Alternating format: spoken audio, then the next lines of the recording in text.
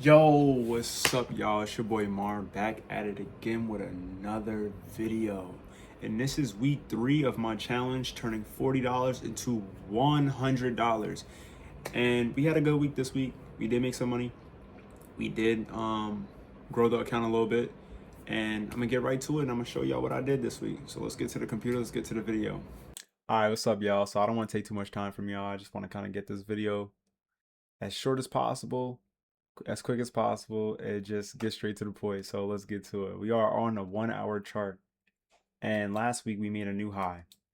How do I know we made a new high? Because price came down here, right? From this high to this low, price broke structure. So we had a low, we broke structure here, very small breaker structure. Then we created a higher low, and then broke structure again.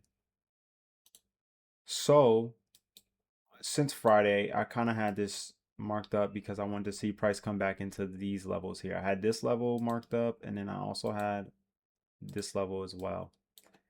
And Friday closed up here. Sunday we opened and we were in this area. I didn't take any trades Sunday because I didn't like where we were and how price was kind of moving. So I just took that one out, and I saw that there was a gap down here. As you see, I drew this line. This is liquidity because of the gap. I saw that price took out this liquidity down here and also came into my demand zone. On Monday morning, when I marked up my charts after I woke up at 5, I marked up my charts around 5:30, 6 o'clock, and I saw price was inside of my zone. When price got into my zone, I went down to the 5-minute time frame. And this is while I was getting ready for work. I was multitasking, trying to get ready, and then also looking at the charts since I got my alert that it was in my zone. So when it got in here, go back. So when I got in here, I saw that it was consolidating and it was rejecting going any further than the 50% of this zone, right? So when I see that, that also gives me some type of confirmation that we might want to go up. Also, when you look at the 1 hour, when I pull my fib out, I have from my low to my high. Let me bring it over a bit. We are in the 88.6, which is the last point where I will take a trade to go in the direction that, the fib is. So like from low to high, that's bullish. From high to low, that's bearish. So this is the last point that I would take a trade. So these 3 yellow points is where I would possibly take trades to go either buy or sell, depending on which direction I put my fib. So once I see that we was at the 88, I got a little excited. At 7 o'clock, I came in here and I saw that price was given this rejection, like I said, so it was a lot of consolidation. And I saw this candle here being formed. When I saw this candle be formed, I said, okay, cool. We get a rejection, but we're also getting an engulfing candle, possibly from this candle to the left of it. And I wanted to take it from this zone and take it from the 88. So once this candle closed, I wanted to get right in. But the market was moving so fast that when this candle closed, I didn't get in exactly when it closed. I got in further. And let's look at the chart that where I took it. So this is my trade locker, and price closed here. But once I pressed buy, I was already up here. And price was moving so fast. I wanted to typically take it all the way to this high because that's my, the structure high. But since price was moving so fast, once I got to 100 pips, I cut it off. I closed the trade and I closed my phone, and I was like, cool, this is my trade for the day. So I got in around this area and I closed it at 100 pips. And that was Monday. Monday was quick and easy. And then I kind of closed it up, and then I just waited for whatever could possibly happen next. All right, cool. So we had that big move on Monday. And I knew price was going to take a little minute to come backwards since we went up 200 pips. And I wanted to basically take the opposite side of the trade. I want to be the devil advocate, take the opposite side of the trade and take it downward to get into my 1 hour order block or not order block, but demand zone. Order block, demand zone, same thing. So price left this gap here and price left this demand zone. So my thought process was, okay, cool. We have to come back down. Let's see if I can get in a trade that can take me down to this demand zone. So I went on a lower time frame because that's where I'm gonna see more price movement and the actual structure of what's happening. And as you see, we was getting the lower highs and lower lows. So we had a low, we created a high, we created another low, and then we created a lower high, right? So my thought process here, I ended up taking 2 trades this day, and both of them ended up losing. So we had this structure here where it was a lower high, and I was looking for my gap, and my gap ended up being these 3 candles, these candles here. If I go up a little bit, yep, this candle here, right here. So this is where the gap was. But I wanted to make sure that I respected this high here because it's the previous high before this breaker structure here. Price basically disrespected me and said, we don't care about where you want to get in.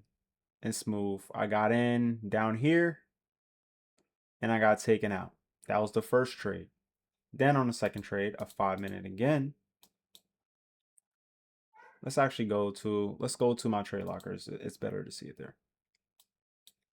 Because you can see that I got in twice. So 5-minute trade locker, boom.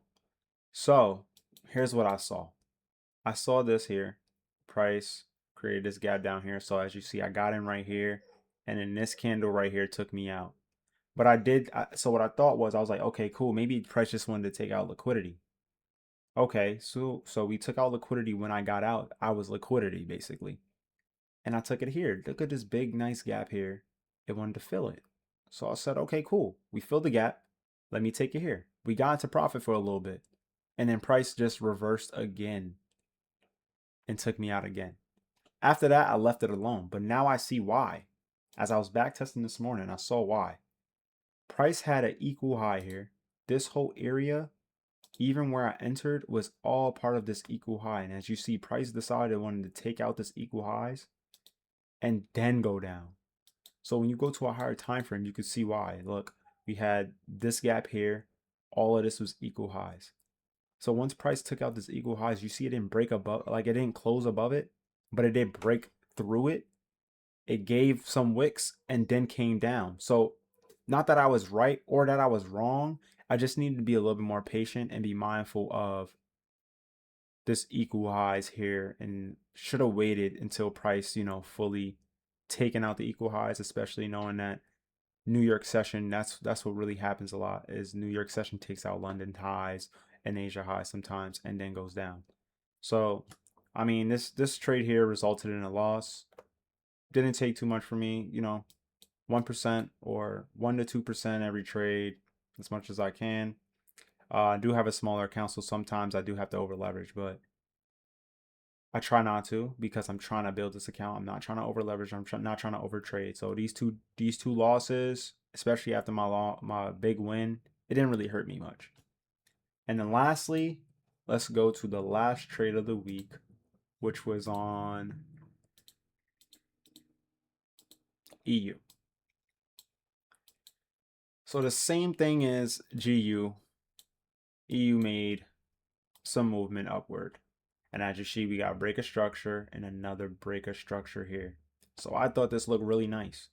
We got a demand zone and another demand zone. This could possibly be liquidity, which I'm okay with. But when I saw this coming into this zone, I said, okay, cool. Let's look at a lower time frame and see what we can. I saw price tap into my zone and immediately started going up. I got in on this candle here, this bullish candle right here that broke the candle that was previous to it.